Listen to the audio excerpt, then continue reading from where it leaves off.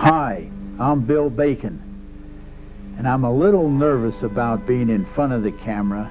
You see, for years, I've always been behind the camera.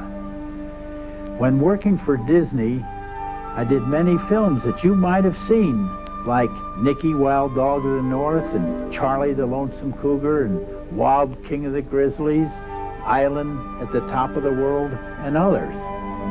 I've been a freelancer for the past 20 years, and my work has appeared on PBS, Nova, BBC, ABC, National Geographic, and quite a few regional stations.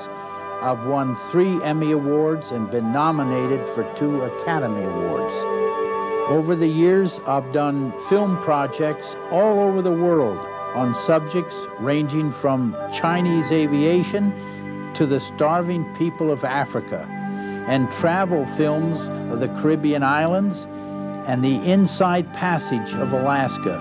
I covered the Exxon Valdez oil spill for Nova and produced 98 hour-long television adventure shows for Exploration Northwest, which aired out of Seattle. 2 of my 3 Emmys came from that series. I filmed polar bears in the wild, oil drilling rig platforms in storm conditions, caribou migrations, Buddhist monks, search and air rescue operations with the Coast Guard, forest fires, and wild animal antics. My most recent project that you can buy off the shelf now is a documentary on the Grand Canyon. I spent over 16 months in the canyon filming this wonder of nature, from the white water rapids to the mule trips to the animals that make this national park their home. Not only did my presentation include the changing of the seasons, but gave a historical presentation of the canyon, including both red and white cultures. The film was shown on PBS and is now selling through CBS Columbia House and Publishers Clearinghouse. In 1993, I had the opportunity of a lifetime to be the first cameraman ever to film the deepest canyon in the world, the Namche Bara Gorge in Tibet. Once an independent nation, Tibet, rich in natural resources, was overrun by the Chinese, and for a number of years, foreigners have not been allowed in.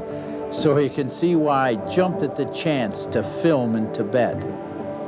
The purpose of the trip was to film the Yarling Songpo, the river that formed the Namche Bara Gorge. Our expedition cracked through the bamboo curtain, and we spent more than 50 days on 2 different trips in the area. Along the way, I saw and filmed what Tibet was and what Tibet is. It was a glimpse of an Eastern culture that had not been influenced by the West, where yak-powered plows were the norm and open market praying were a part of everyday life. As a guest, I filmed what was to my host everyday events, but to the Westerners were strange and exotic. The cities along the way whispered of a glorious past. The faces of the people were reminiscent of the mixing of the cultures of China, and the roads reminded me of my boyhood in Vermont, where mud was the pavement of the back roads.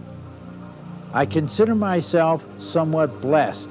I was the first cameraman into this area of Tibet. The film I took will someday be classic.